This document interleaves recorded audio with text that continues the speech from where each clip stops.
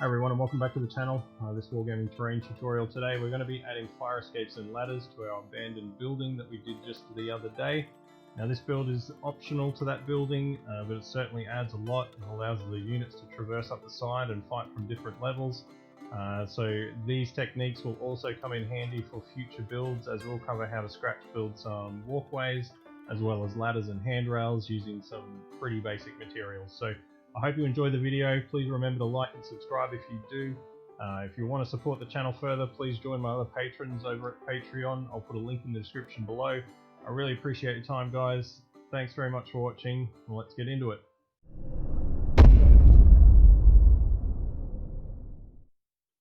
Okay guys, so we're just going to be starting off with our bases for the fire escapes here. Now these are pretty much catwalks you could make for anything. You could make them at different sizes.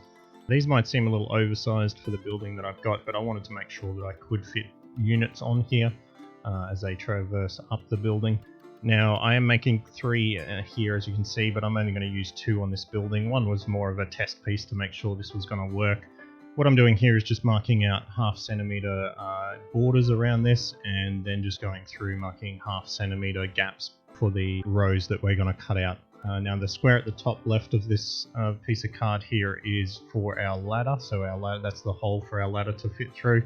This is going to be just made out of 1mm chipboard here, so this stuff works fine, and we're actually going to cover it with a new material that I found at the hardware store recently, so I'll show you that one very shortly. Now I'm just popping out every second row here just to get those gaps and those rails in there, and just cutting out the square here for our ladder to fit through. As you can see here, not much to that at all, fairly simple to cut through this stuff, so it's not hard work at all to get through these. I've made 3, as you can see there. Now I've just offset the holes as well, so because I'm going to have 2 levels here, you want to make sure that your ladder doesn't go down to the hole on the next level. And we're just going to be using some stirring sticks here. These are the smaller ones. You could also use balsa wood, you could even use more of that chipboard stuff to make these little rails around the edges. This is what's going to hold up our handrail in the end. So a few little spots of super glue once you've got it in place. I'm pressing it up against my steel ruler here to make sure that it does stand on end as I glue it. And once you've got that sort of set in place, I'd go around with some extra super glue just to make sure those bonds are tight and they're not going to fall away. Now this stuff I found at the hardware store. I believe it's plasterer's tape they call it. This stuff is just I think it's a nylon mesh of some kind. It is adhesive on one side, so it does stick down, makes it nice and easy to cut this stuff and work it to where you need to go.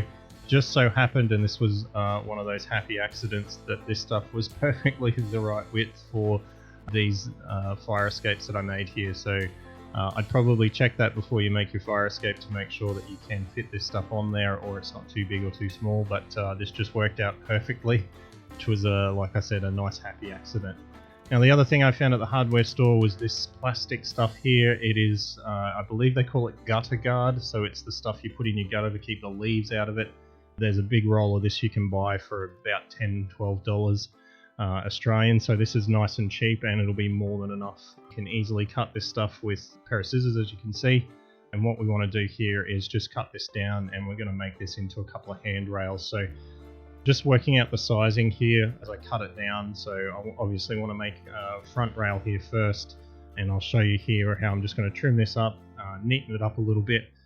The scissors are a little bit of a rough cut, but you can go back in with a craft knife and just trim it up as you need. And what I'm going to do is just remove every second upright in this little grid pattern here. So you'll see very shortly that this is really effective to get that handrail look, and it's really easy to glue this on and cut different sizes, whatever you need. So there you can see I've started cutting through some of these every second one, and that's going to make a really nice little handrail for the edges of these fire escapes. Now as far as attaching these on, dry fit obviously before you go. You want to make sure that this is going to fit properly, and we're going to be putting some side rails on here as well, so you want to make sure that they're going to be able to go in there nice and easily. Being that it's easy to cut this stuff, it doesn't matter if it's a little bit oversized. You can trim it up as you go to put this second handrail on, so that should be fine. I've just used super glue to attach that, so it should hold no problem at all, that plastic on timber. So here's the ladder I'm putting on the top here. I want this one to be curved over, so as you can see, I've just used that same gutter guard material there and just cut out one strip to make the ladder. Just marking here where I want to put this looped over handrail, and I'm just going to trim out a couple of those little rungs of the ladder to make this handrail look a little bit more authentic over the top edge of this building here. So I popped a couple of holes in the roof there just so that I can push this in and hold it in place in that foam board that makes up the roof at the moment.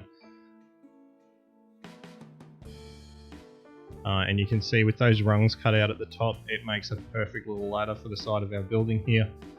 This is going to work out really well, and as you can see here, once I push these little rails in, it holds that curve really well. A couple of little spots of super glue just to get the bond started here.